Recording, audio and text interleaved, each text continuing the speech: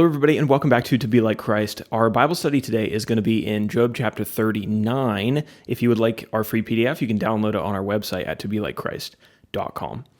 If you remember in the last chapter, we finally moved into the third section of the book where God is questioning Job.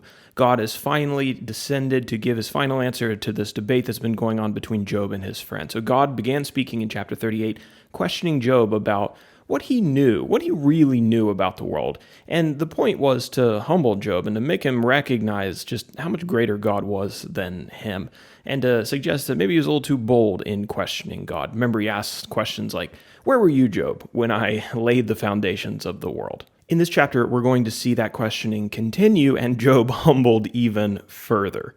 So let's get into our outline. The first part of our outline is always our short breakdown of Job, and I already mentioned that we are now in the third section of the book. In terms of our characters, historical characters today, we have Job, who God is speaking to, and then God himself, who is doing the talking and doing this questioning of Job. So for our outline today, we have 30 verses to cover, and I've got them all under one section heading, God questions Job on the natural world. A lot of God's questions today are going to be about specifically animals that God created. He created all these unique things with all these unique abilities and traits, and he asked Job, do you understand those things? And could you create something as marvelous? And of course, Job has to answer in the negative to all of that. So this is meant to humble Job further and to show him that be careful before you as a human go questioning God, because you don't know half of what he's doing or half of his mind that has created the world in the way that it's been created. So be careful before you start demanding answers from God when you certainly can't provide him with any. While Job couldn't provide any answers to these questions, he could still look out at the natural world with his own eyes, and there was something that he could acknowledge. He could acknowledge that the natural world was beautifully ordered, despite his ignorance of how it worked. And this should have indicated to him that God was in perfect control of everything, including his life and his suffering and his circumstances, whether he knew any of the details about it or not. So this is the point that God is driving home. God asked Job if he knew anything about the way that the animals gave birth, the science behind it, the timing behind it. Job really didn't know anything about that. Did Job know about the wild donkeys, these donkeys that were out there that no one was observing, no one was watching, there was no human eyes on them, but yet they were wandering around on the mountains? Job, do you know how they get their food? Do you know where they go? Do you know how they survive? Job didn't know any of that, but God knew. Then God asked Job, can you tame the wild ox and make it work in your field for you, plowing your field or helping you harvest your crops? Now, this wild ox is a really interesting rabbit hole to go down if you want to do some research. A lot of interpreters believe that this refers to an oryx, which is a really powerful, strong, very large, now extinct breed of wild oxen.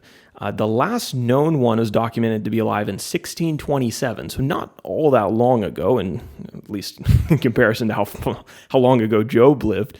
But this is an interesting study. If you have time, go look up that animal, and you'll see how much more difficult it would have been to domesticate something like that versus the cattle that we have working for us or in our barns in the modern day. Did Job know the mystery of the ostrich? Ostrich is a really unique creature. It's faster than a horse, and it has wings, but it can't fly. It lays its eggs in places that they can be in danger, and they're often destroyed because of that. So why was such a seemingly foolish bird created? Job didn't know, but God knew its purpose. Did Job know how to create, or could he have instilled the power inside of the horse? With its speed, its endurance, how it's able to carry weapons and warriors into battle and not flinch in doing that. Did Job know about the hawk? Could he create the hawk that soars above the earth and makes its nest in unreachable places? Could he have designed the eyes of the hawk that can see prey from really far away with such precision? All of these things were too wonderful for Job to comprehend, and he couldn't explain any of them. He didn't have the power to create any of them. During this questioning, Job just sits silently, as he should have, as any of us would have, and he's no longer questioning God, but now he's questioning himself for being so bold as to demand answers from the Lord. So this brings us down into our application section. And I've got some questions for you and some questions for me and some questions for even the leading scholars on some of these topics. Do you know the length and the breadth of the universe? No, not even astrophysicists know that. Do you know how to cure disease like cancer or some of these chronic diseases in the human body? No, right? We are victims of many of those things because we don't know how to cure them. Can we travel to other planets?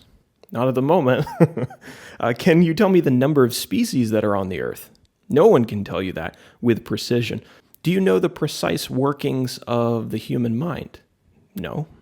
Some of the questions that God asked to Job in this chapter may seem a little less mysterious to us than perhaps they did during Job's time. But don't think for a second that God couldn't ask a modern man similar questions and stump him just as easily. Some of the questions, are the ones that I just posed, and there's a million others. As a species, we've made some discoveries, we figured some things out, but as soon as we figure one thing out, two new challenges pop up. God created his world with such complexity that I think every generation will be humbled by a layer of his creative work. Once we saw just our solar system and we marveled at it. Now we see galaxies beyond ours. We once saw an atom.